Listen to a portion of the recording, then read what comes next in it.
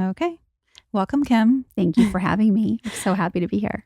I am so excited to have you here. So, to start, why don't you just introduce yourself to the audience? Tell them a little bit about what you do. Okay, so I'm a registered dietitian and it's been 27 years. I am a 50-year-old registered dietitian. So, what's interesting about that is that I don't think that what I've been saying has changed at all. So, my degree is in human metabolism and clinical nutrition. And my goal is to help everybody and anybody that wants to change their relationship with food have sustainable results. And that has always been my number one goal. Yeah. And we were talking a little bit before as well about how this is such a kind of prevalent topic, especially at the beginning of the year, because everybody is, looking at their goals, their New Year's resolutions, their intentions. I think oftentimes people try to approach it from a complete overhaul. And not the most sustainable thing. And you've talked about how, your goals and your why has to be bigger than an event. It has to be bigger than a resolution. It has to be bigger than the wedding or, whatever it is that you are wanting to change your body for or adopt these new habits for. So can you talk about that and how people can find their why? Yeah, that's a very good point. And I think it comes down to people are very confused. There is so much nutrition confusion. And I think understanding that the only thing that matters is how your body feels and what's going on with your body, not what your neighbor ate or what your best friend had or how successful someone else is doing, but to concentrate and come back to what it is going on with your body exactly. And, how many antibiotics have you been on in your life? How stressed out are you right now? How is your sleep? Do you focus on water? Are you working out? What's going on with your mental well-being, right? And there isn't as much confusion as people make there out to be. Like, it's just very simple. And I think we need to simplify it. Yeah. And I think the audience is familiar with my own journey. And we were talking about this as well before, but for me, the big shift came when I learned how to tune into my body, which is easier said than done. Yeah. But prior to that, I was doing the macros, if it fits your macros. And it was me telling my body what it was going to get, no matter what, on any given day, regardless of how much I had slept, regardless of how active I was on any given day, regardless of where I was in my cycle, regardless of other external stressors. Like, I told my body what it was going to get, the end. And, I drove myself really into the ground with that. And so I had to stop everything. And then at that same time, we won't get too into this part. I know people check out when I talk about meditation, but I learned how to meditate. And that was such an important piece of the puzzle for me because I suddenly learned how to be in my body. Yeah. I didn't even realize that I was not ever in my body. So I didn't have hunger cues or anything like that prior to that. That was the big change for me. And I know that that's something that you talk about as well, and that people might not even know what hunger feels like. Yeah. So can you talk about that a little? Yeah, but I really want to talk about meditation too. Okay. Listeners, we'll devote 5 minutes to meditation.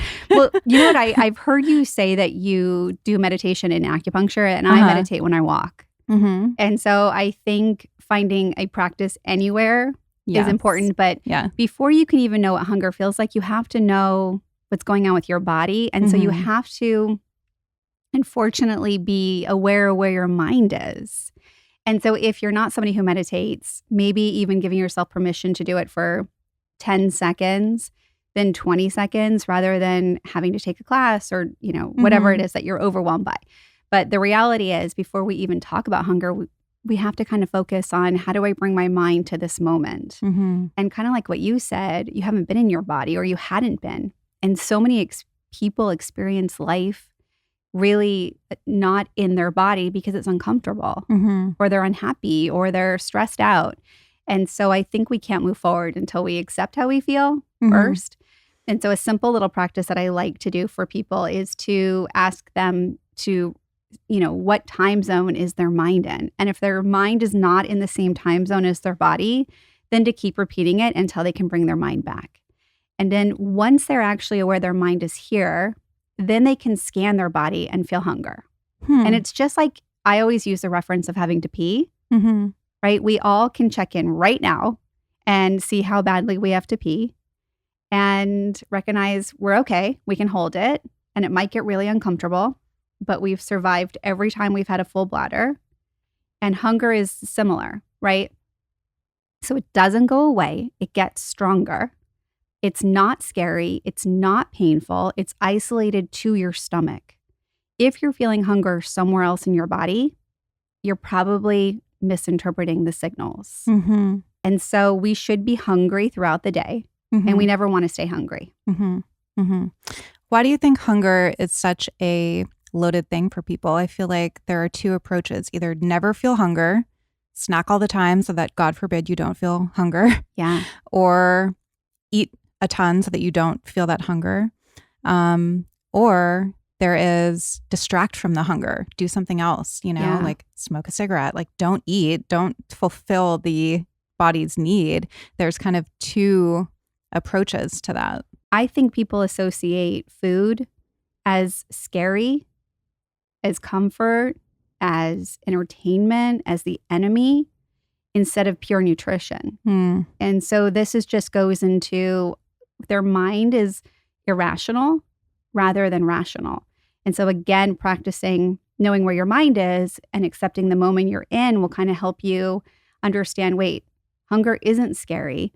This is a simple message I'm getting from my body to tell me that my survival is at risk, that I need to fuel so I can carry on. It's just that simple. Yeah. And I've heard you say that every decision is based in either fear or trust, right? Yeah. We should not take credit for our heart beating, our stomach to digest, our lungs to breathe, or our mind to think.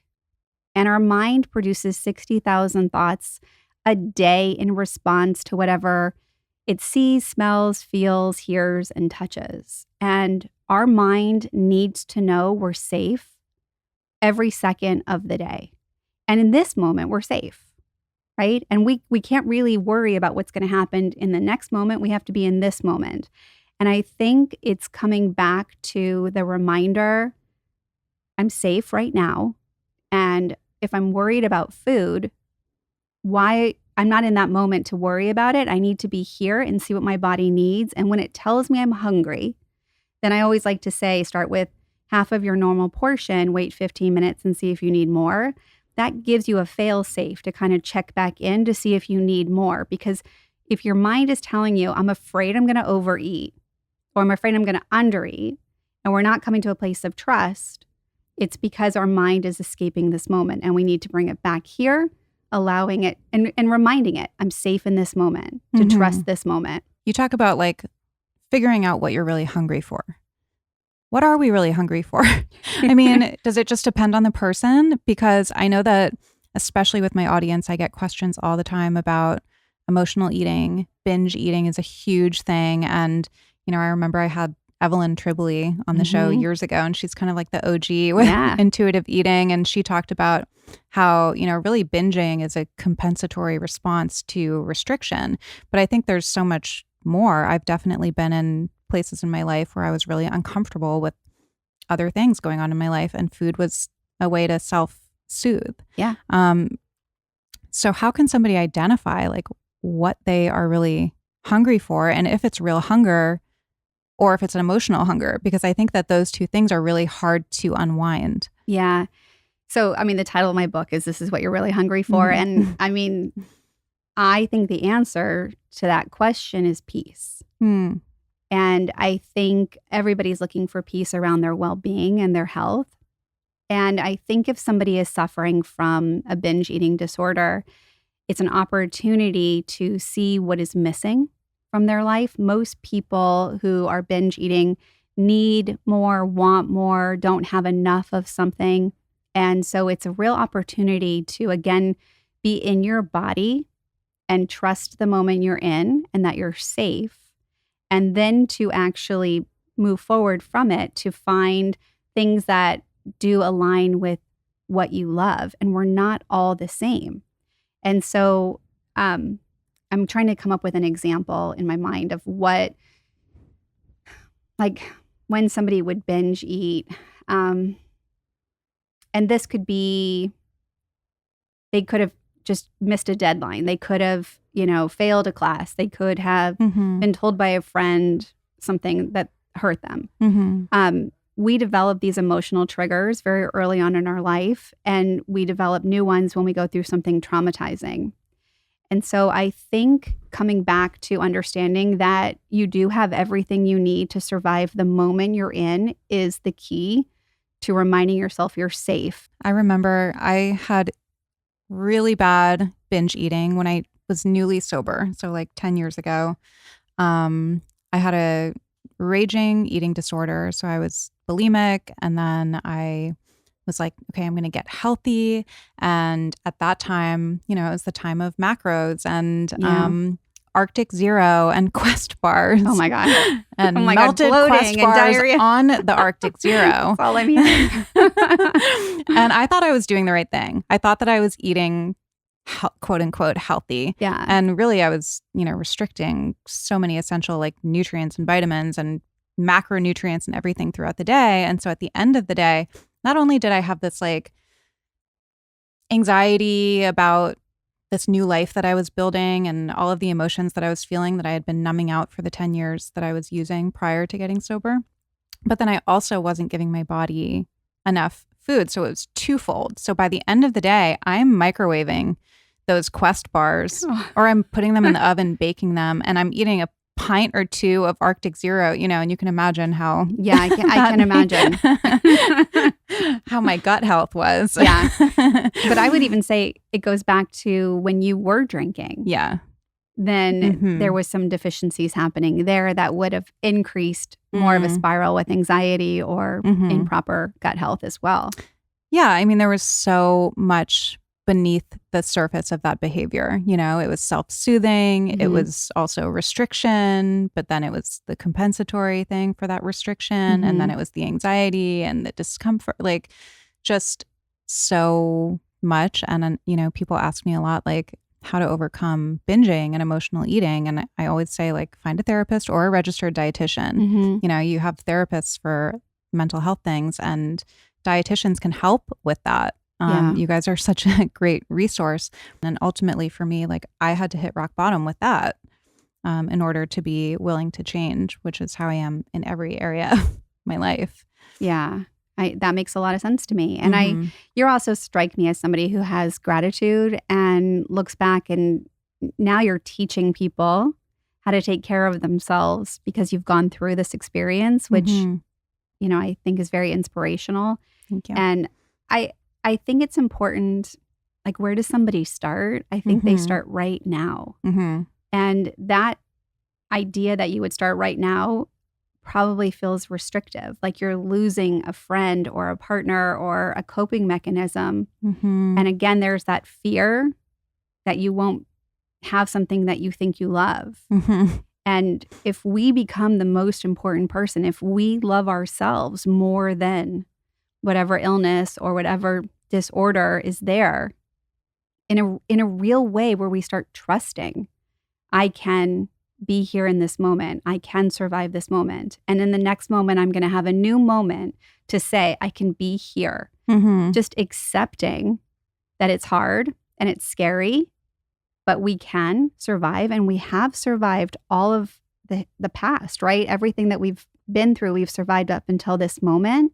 We should have trust that we can survive. And then we just slowly start thinking about, what does my body need? Okay, I have this human body that has these hundreds of trillions of cells that require water, vitamins, minerals. What is a carbohydrate? What is a protein? Don't be afraid of food, but to kind of look at it and say, am I giving myself enough fruits and vegetables? Am I thinking outside of the way I thought yesterday? Can I be in this moment safely? Right? Coming back to it often, being here now often. Be here now. Love that. It's so funny because I have a very healthy relationship with food today. And even when you said, just start now. I got a jolt of anxiety. Like, we're starting now, like right now. And I'm like, wait, I'm not even starting anything. I'm like, but something about that, I think it's so much easier to, conceptualize it for some time in the future, like not right now. But I think that visceral reaction you had, I think everybody feels. Yeah. And I personally am the kind of person, if I'm starting right now, I am starting as an experiment. Because we fail when we don't get curious. Yes. And so if I can do something as an experiment with how I will be, I'm going to be far more successful. But if it's permanent, then I'm in trouble. Yeah. I like that. I can relate to that as well. Okay, so let's get into a little bit of the nitty gritty here, since everybody is like, okay, well, what do I do? What do I eat? What should I be focusing on? My audience loves science. So any sciencey things that you want to share with us about nutrition, like what are the fundamentals that everybody can focus on? I know that there are like 4 main things that you focus on in the new year to stay balanced. Yeah. I mean, right now, I'm trying to just get people to eat fruits and vegetables. Like, I think gut health and inflammation is the one thing that we need to be focused on the most, right? Food is medicine or it's not. And we want this medicinal property from food. And so how do we get that? Where do we get that? One of my rules, and I have 6 of them, is to eat what you love, with the caveat that you have to make sure the food loves you back. And yesterday I was talking to a client and he's like, well, I love pizza. And I'm like, but you also love apples. Like, you can love more than one food, right? And so it's having pizza with the apple. It's having like an array of things on your plate. So I know, like, I was talking to another client yesterday and she was having cheese ravioli. And I know that if I just had cheese ravioli, I would overeat my cheese ravioli because I'm hungry. Yeah. But if I had that with a variety of fruits and vegetables and things on my plate, I would be like so much more satisfied. So I would say wherever you are, and this idea to start now and to get curious, how many fruits and vegetables can we add into our day? Where can we add them? And some other things that help with, like, if we're thinking medicinally, then fermentation and fiber and giving our body all the things it needs to produce a better, like, home, right? And so we know that when we have a high fiber diet and lots of fruits and vegetables, we're able to break down chemicals a lot easier. And so we have less hormone disruptions and endocrine disruptions. So if you're somebody who doesn't like fruits and vegetables, then we have to figure out how we can get them in, and the ones that you love the most. And how could somebody do that? Like smoothies or juices, or like how can somebody, because I know that, variety is key, right, for gut health. And I can't remember how many different things we're supposed to be eating. I remember I had somebody on at some point who had a specific number recommendation. 30 plants, like fruits and vegetables a week. Does that include herbs? I would imagine it does include herbs, but those are the new recommendations. My recommendations have always been 5 to 7 a day. Okay. Yeah. That's a little more manageable. So I would say 35 fruits and vegetables a week. Okay. And if you're somebody who only has 1 a week. I'm doing the mental math. Yeah, mental math. And then what would that look like? It's like half an apple or 1 tangerine. Or 2 tangerines is a serving. Even if it's a handful of blueberries, just, I think, adding more than you would have had yesterday. So, like, we're jumping right into, like, how do you get fruits and vegetables? And let's say somebody, and I don't love labels because I feel like that backs people into a wall. But let's say you grew up and you would have considered yourself a picky eater and you don't love fruits and vegetables. I think that if you went to a farmer's market and you started exploring and you trusted that you don't have to finish it, it would be a lot easier for you to try new things. I think the more hands-on experience you have with the food, cooking it, preparing it, cleaning it, things like that, the more likely you're going to eat it. And so I would say go to different markets, explore them, and see what's interesting to you. It has to happen. So let's make it a non-negotiable and figure it out. how to get them in. Mm-hmm. How about protein? Protein is my favorite thing. Is it? Yes. I've talked about how I invented it. Oh, that's right. Just kidding. But yeah, I mean, it was always something that I incorporated into my diet. But when I made some specific tweaks in the past maybe 6 months or so, like it really made such a huge difference in my overall health, I think, because I was on such a blood sugar roller coaster prior to that, because I was waking up and I would have my matcha with a little bit of maple syrup and like a handful of nuts, and that was fine. But then I'm not eating until 11, and then I'm having my oats, and then I'm kind of not hungry for lunch, but then I'm starving later in the afternoon. So I'm getting a smoothie and then I'm doing the smoothie, and then I'm starving for dinner. And that's when I have a huge meal, and I was just kind of like, all over the place. And I think it was affecting my hormones. It was affecting my energy, my mood, my sleep, inflammation. I think all of the things, my appetite. I mean, talk about like not having cravings anymore. When I started focusing on protein, cravings went away. Interesting. Yeah. Yeah. What kind of protein? So it depends in the morning. I'll either do like a vegan protein powder, which I know is not like the best. But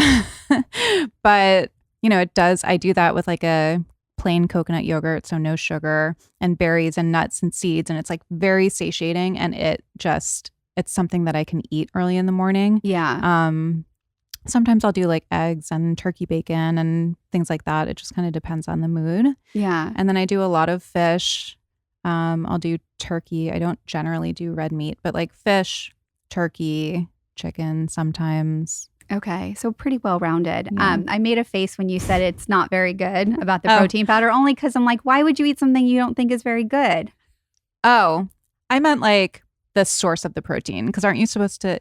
I mean, I think that there's that's like a confusion, right? Yeah, it's so unfair. Like it's so unfair. I mean, it works for me, right? Yeah, that's all so it's you good need for to me. know, Yeah, right? If it works judging for you. myself, right? Like I think that's part of the problem is that we're so judgy. Yeah, like who said it's not good? Right? Who said it's not good? And I mean, blueberries give me diarrhea, and like they're on every superfood list. Yeah, you know what I mean. So like we have to be very careful, I think, when we talk about what's healthy and what's not, and we have to, again, personalize it. And so it works for you. And so that's, I would just be careful. Yeah.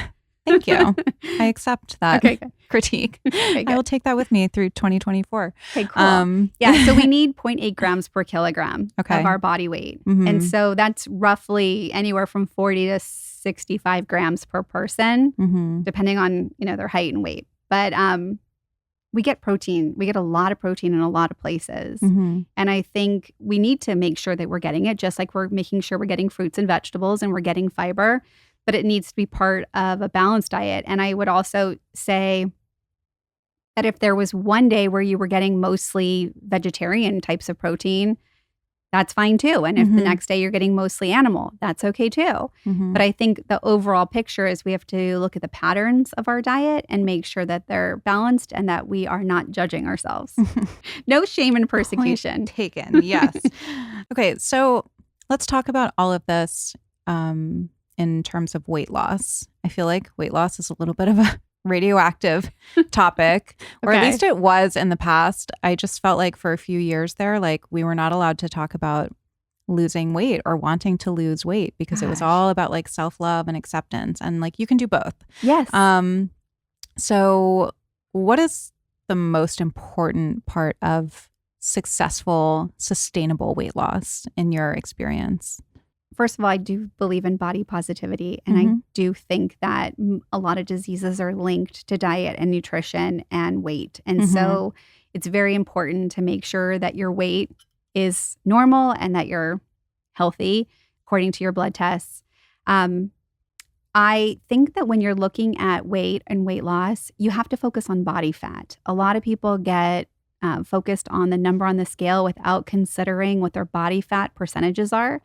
And we can't maintain our weight loss if we don't have a normal body fat.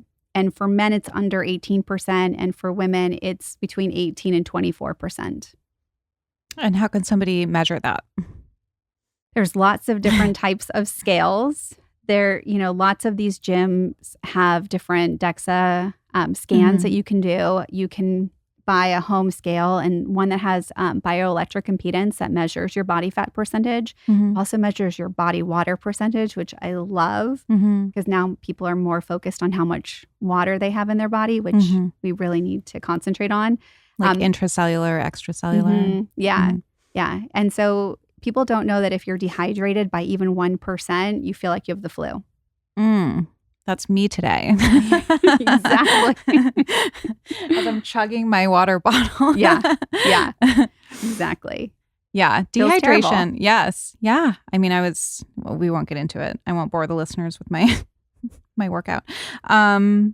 What are some of the biggest mistakes that you see people make when it comes to trying to lose weight? Is it just the why, like what we were talking about in the beginning? Is it the way that they do it, where they're trying to overhaul everything and completely do a 180 from their current routines? Like, where do people normally get stuck? Yeah, I mean, there is this perfectionist point of view, which I think people need to work on being more progressive and look at finding joy in the journey and having this relationship that's like more normal, where they have birthday cake because it's their birthday, but they don't have it every day. But I think one trap that people fall into is they're inconsistent. They rely on willpower. And I think we really need to strengthen our inner power, right? We need to feel empowered. Like, again, back to the why. Why am I doing this? Because it makes me feel better because I feel good. And that could be enough, right? Like, I always compare like a vegetarian walking into a steakhouse and the waiter's like, what are you going to have? And the vegetarian says, what are my options? And the waiter makes fun of the person who wants a vegetarian option. But the vegetarian has total conviction and doesn't feel spooked at all and stands up even straighter. Like, nope, what are my options, right? We need conviction. And I even love the idea of switching I can't to I don't. I think that's very empowering. And so remembering not to do something short term and that you need to be consistent. Can you give an example of I can't versus I don't? Yeah. I can't eat after dinner versus I don't eat after dinner. I see that conviction. Yeah. Feels good. Yeah. Yeah. How can people approach sustainable weight loss without getting restrictive? I don't think they need to be restrictive. I think that, again, I go back to like always using those 6 simple rules to honoring what your body needs and giving it grace, right, for what it's feeling in the moment. So eating when you're hungry, starting with half and waiting 15 minutes. And we won't always need half. Sometimes we're going to need 3/4. Sometimes we're going to need the whole meal. But allowing yourself to be hungry again in 3 hours. So I would say just get on the journey and work on being consistent. And if you didn't follow the rules or you didn't do it exactly how you wanted to, it's okay. But to keep going. What are the other rules? Let's go over them really quickly. Okay. The second rule is to eat what you love and to make sure the food loves you back. And so this, I want to be very quick, but it's also a way to stop using the word healthy. I should, I shouldn't, I can, I can't, and be more into food is food and I eat it when I'm hungry. And to pay attention to, is the food giving me a headache? Am I, burping, getting bloated, nauseous? Am I having gas, diarrhea? Am I having psoriasis or eczema? Things like that. Noticing what foods make you sick and what foods don't. That's another thing that's kind of gotten a bad rap where, for example, I don't eat dairy usually. It doesn't usually love me back, but I will have something if it's really worth it, or if I'm out and I'm like, God, that pasta looks amazing, or that pizza or whatever. But I think that, that's coming from a good place. Yeah. It's kind of about how you frame it, I guess, whether you're being restrictive because you think you shouldn't eat it, or if you're just kind of honoring your body, like, yeah, I don't eat that because like it just makes me feel like shit. So right. I mean, that's so loaded what you're saying, right? Because I think coming from a history of feeling like you've been restricted and then trusting like I can have pizza right now and it's also not a bad thing. And I also won't remember I ever ate this pizza. So why do I have to even worry about it? Yeah. Right. It's pretty loaded. It's so true. I mean, we expend so much energy on these choices of like, am I going to eat that? Am I going to eat this? If I go to this restaurant, what am I going to do? Blah, blah, blah. I had this, the holidays, blah, blah, blah. And it's like, yeah, you're not going to even remember in like a month or like a year, 5 years, tomorrow. 10 years. Yeah, tomorrow. Exactly. You won't remember. Yes. I mean, we have 21 meals a week. We make 221 food choices a day. We eat 3 to 5 times a day. We can't remember any of it ever. Yeah, I can't remember what I had for lunch yesterday. Nobody can. Nobody can. So, I mean, we can like jog our memory, but we should not spend any time worrying about it. And we should recognize that the next time that we have an opportunity to make a choice, we have to figure out what our body needs, honor it, and hopefully think about how I'm going to feel after I eat it. It is what it is. And the more you do to heal your gut, which is fruits and vegetables and fiber and a probiotic and fermented foods and omega-3s, if you really want to know, that's the secret. The more you do that, the less likely you're going to be sensitive to foods. And you can have whatever you want in balance, and you just need to be consistent with it. Yeah. Say that secret again. Fermented foods, probiotics, omega-3s, fruits and vegetable fiber. Yeah, and fiber. You got it. Yeah, that's the secret. Amazing. Yeah. Well, now everybody knows. So go do it. Yeah. Okay. Third rule is to eat without distractions. So huge. Yeah. And emotions are a distraction. And so understanding that you can be stressed and hungry, tired and hungry, or just stressed and thinking food is a good idea. And so really honoring that eating when you're hungry rather than when you're feeling anything else. So do not eat when you're distracted. Don't eat in front of the TV. Don't eat on the couch. Just kind of sit down at a table and eat your food. And people who say they love food, which I haven't met anyone who doesn't really love food. We all love food and we all need food. But people don't like to be alone with their food. It's boring. Yeah. And so just kind of allow yourself to eat it when you're hungry because you won't remember it. Rule number 4 is 10,000 steps every day. And we really need this to help maintain our weight and help like balance our hormones, our circadian rhythms, which are our sleep and our wake cycles, and our mood.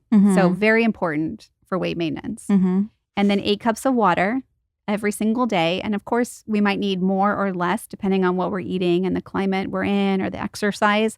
But the majority of the world is not getting enough water. And so it's a guideline to get at least 8 cups every single day. Yeah, which is how we detox every one of our cells. How much is 8 cups? Like 64 ounces. 2 liters? It is. Yeah. 2 liters. Okay. Yeah, exactly. Yeah. Good math.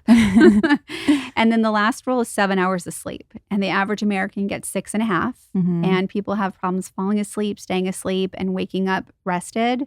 And so this spikes your cortisol. It upsets like all of your hormones and your blood sugar control. And so we can't lose weight or maintain our weight when we don't get good sleep. Yeah. Yeah. If you're working with somebody and they come in and they say, I want to lose weight, but they are sedentary for the most part, their job, they're sitting at a desk all day or something, and they're sleeping 5 or 6 hours a night. Do you go first to that or to the food? All of it at the same time. Got it. Yeah. I think it's, again, it's about progress over perfection, but the sleep and sleep hygiene, right? I mean, you can't believe how many people fight me on going to sleep a little bit earlier or waking up a little earlier. And it's mostly because they're not rested anyway. And so they don't even know that when they are rested, it'll be just so easy to pop up and out of bed. And there's a lot of reasons why we're not sleeping well. And stress is a big part of it, but we need to allow ourselves to go to sleep at the same time every night. What happens when we start getting a little tired is melatonin gets released. And melatonin is probably the most powerful antioxidant we have. And it literally goes into every one of our cells and it vacuums up inflammation. And if we're missing out on sleep, we're waking up more inflamed. And when we're inflamed, we're actually less motivated to do anything. And when we're sleep deprived, we make poor choices. So it's just futile spirals. I always say sleep is the foundation of my life because if I don't get 8 hours of sleep, like 7.5 bare minimum, Yeah. Shit's unraveling. I know. Everything is unraveling. It's true. It's true for everybody. Yeah. Think about when you even travel and you're like 1 hour jet lag. Yeah. That's what it's like. The worst for me is the East Coast because that 3 hours to me is worse than going to Europe or somewhere where it's like 9, 10, even 12 hours. Like 3 hours is like enough where it's all bad. Hard to fall asleep. And yeah, it really throws me off. Yeah. If you supplement with melatonin, does that turn off your body's production of it? Yeah. Okay. So I'm like shaking my head. Do not supplement you knew where with I was melatonin. Going with that. Yeah. We need our bodies to naturally produce it. And if you're somebody who's missing that window where you're getting ready, like don't miss the window to fall asleep. So as soon as you start feeling tired, wind down, turn off the lights, do everything you can to put yourself to sleep. If you're having like trouble with that and you're not getting that release, then make sure that you are not snoozing in the morning. And that when you do get up in the morning, if you can put like the whites of your eyes or your hands into the sunlight, this will help tell your body this is the time to wake up, and it will reset your circadian rhythm. And it takes about 3 days to gain that hour back if you lost an hour of sleep. So it's cumulative. Yes. Was that 6? That was 6. Was the 6? Yeah. Okay. And we need all 6 of them to be well.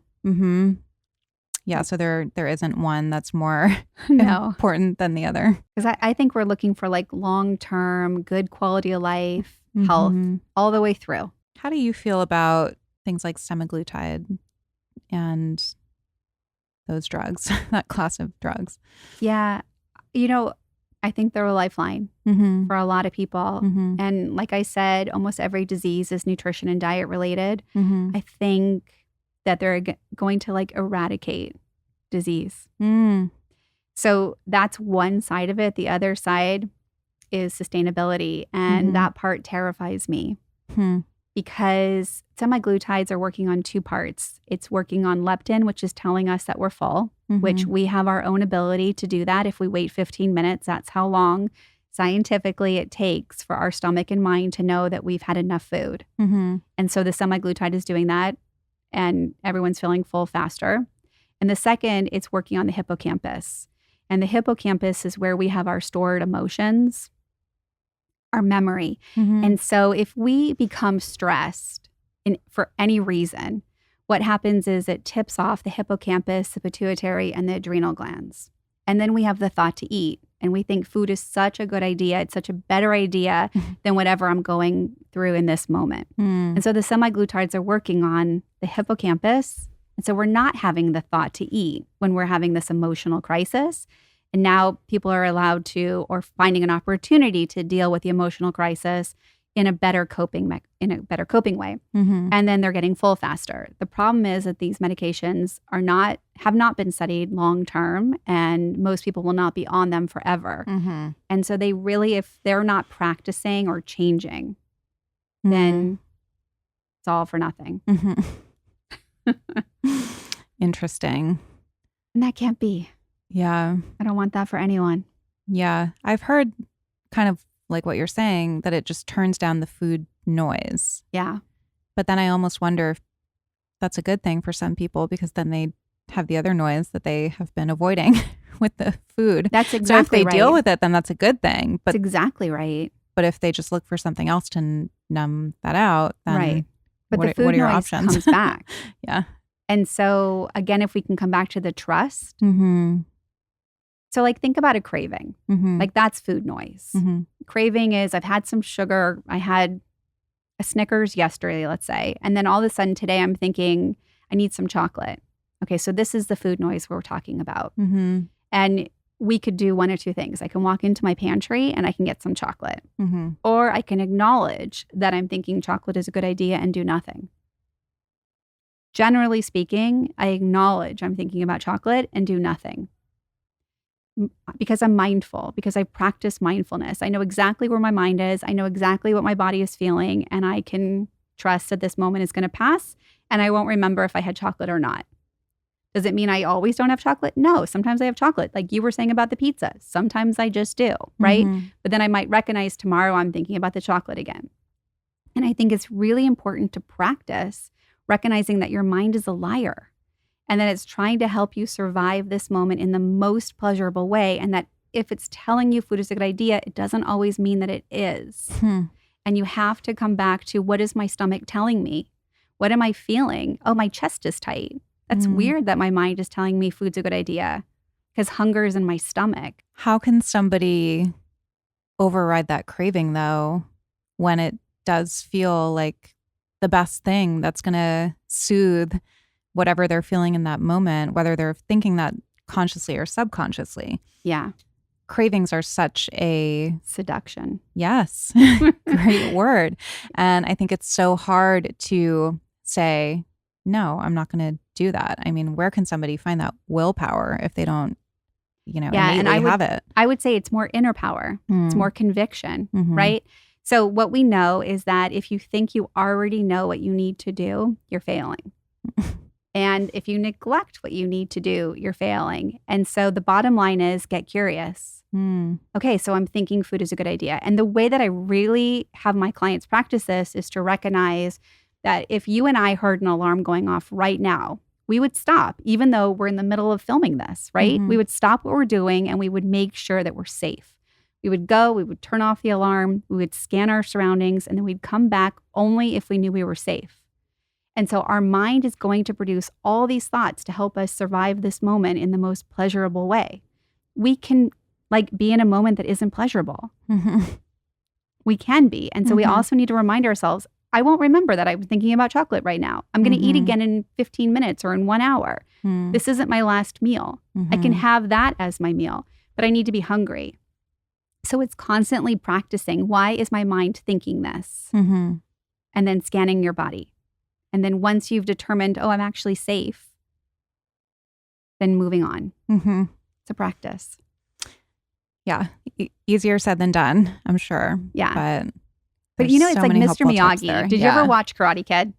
Oh my gosh. Okay. So Mr. Miyagi, this Karate Kid's teacher, makes him wax on and wax off for days on his car. And the kid says, how much longer am I going to have to wax on and wax off? And the teacher keeps saying, just keep practicing.